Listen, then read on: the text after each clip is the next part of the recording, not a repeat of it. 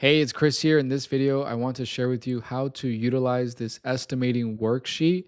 This estimating worksheet is one that I created in order to estimate new construction projects. You could even use this for fix and flips and even building single family, duplex, triplex, fourplex, right? So this worksheet is super helpful for construction projects. So in this video, I'm going to share with you why do I utilize a super detailed worksheet like this. It's super important. And then also how to utilize this worksheet, how I set this up for you. Okay. So, number one, the reason I created a detailed worksheet, and the biggest thing is when you're getting a construction loan or a fix and flip loan or whatever loan you're getting, they always want to see where you're going to be spending the money that they're letting you borrow, right? Itemize, like where you're going to be putting this money in.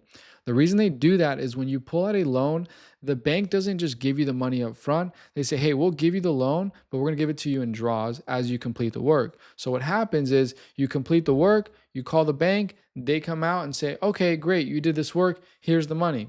Now, here's the issue. A lot of times these lenders give you like a very broad and generic worksheet and they say, here, there's 30 items here. You can use as a template. Let me know where you're going to spend the money on. Okay. What happens is, let's just say electrical, right? Look at all these phases in electrical, right?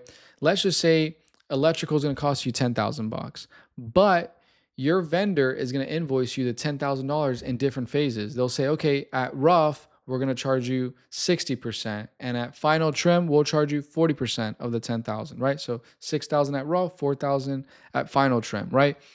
What happens is if you put electrical on one line item and then your lender says, okay, cool, electrical, 10,000, when they come out to your project and say, okay, let me see what work you did at the rough in, they're gonna say, okay, you did the rough in, we're gonna give you X percentage. They decide the percentage, not you. They decide it. So if they say, okay, yeah, this is 50% done, they'll give you 50% of the money. But what happens if your electrician invoiced you for 60% because that's what they need to be paid for? Now you're fronting the 10% because you weren't clear with the lender how much money you needed in every single phase. Now imagine that happens across different phases of construction. Now imagine you're running different multiple projects and that happens. You start to become short on project because your vendor still needs to get paid, even though the lender doesn't want to give you the money until the end of the project or until a different phase of the project.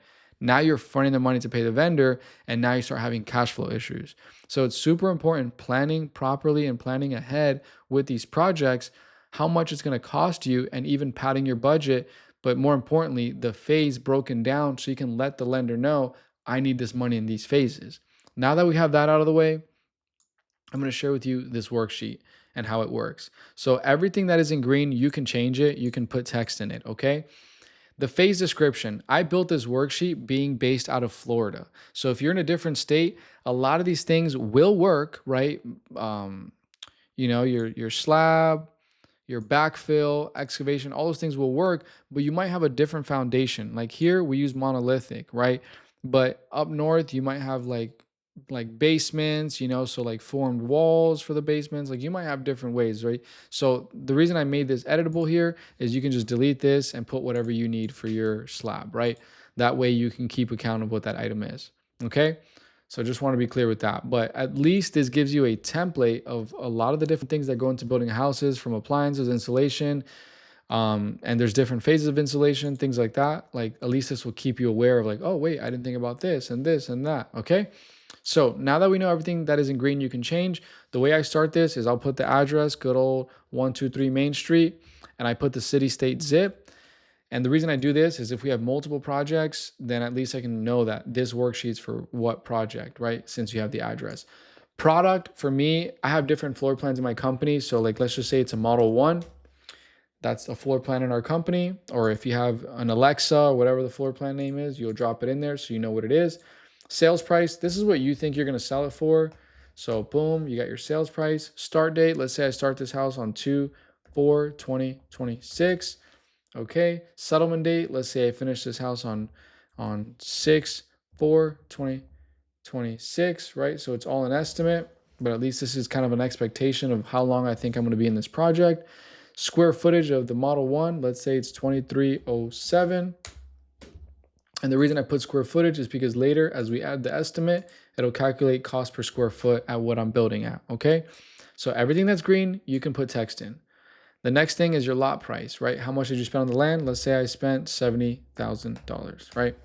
Boom. So all of a sudden, there's this calculation that's saying, okay, sales price minus lot price, what's left over? Obviously, now you got to put your house cost, right?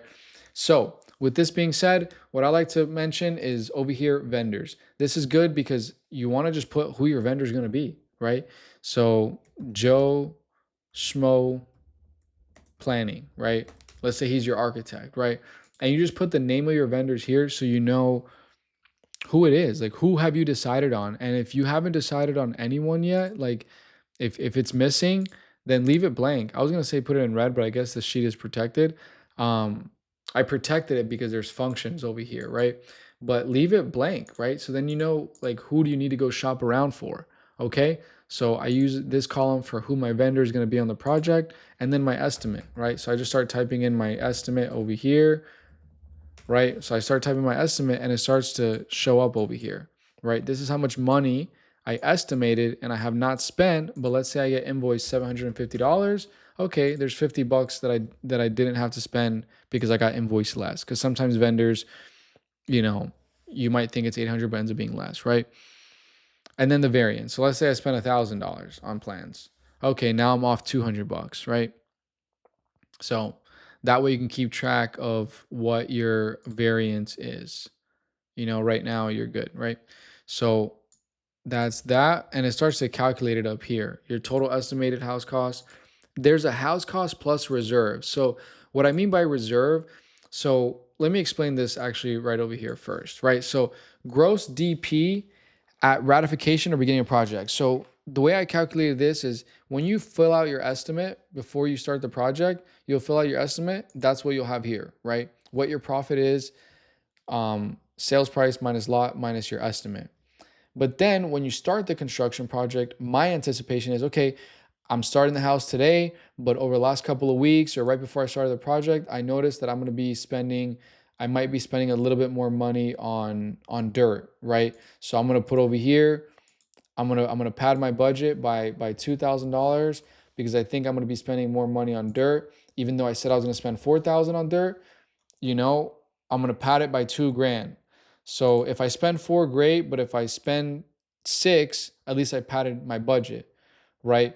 So what I'm saying by this is over here at start of construction, you should already have all your estimates put in, but at start of construction, you might personally feel like, ooh, I need to pad this budget. Let me pad it a little bit. And you use this over here to pad your budget. And then profit, direct profit at settlement is basically when you're done with the house, you've been invoiced, you've already paid your invoices, you've been invoiced. Then here, you'll basically do sales price minus lot minus invoice total. That way you can see your final profit at the end. Quick disclaimer, the profit is gross. This doesn't include real estate commissions, closing costs, all the other fees. This just includes sales price, lot cost, and house cost. And that just gives you like a ballpark idea. Okay. So now that you know that you can put in the numbers here for estimate, here you put what you actually get invoiced by the vendor. Here's where you pad your budget, and then comments. My idea of comments, I basically just put in here, for example, surveys, right? So there's multiple surveys when you're building a house. So here I'll say, okay, my initial survey plus my form board, or if you're building in flood zones, there's going to be like other surveys or elevation certificates you get, and then my finals, right? So then here, when I put my estimate for surveys is 1650, I know that it's because of all these, right? So make comments as you go on what you're doing. So this is the worksheet that I use to estimate. Hope this is helpful. I have a little reference tab over here that kind of talks about what I just said, what the green means, the different phases in construction, things like that. So this might guide you a little bit more understanding. Hope this video helps when it comes down to estimating your next project.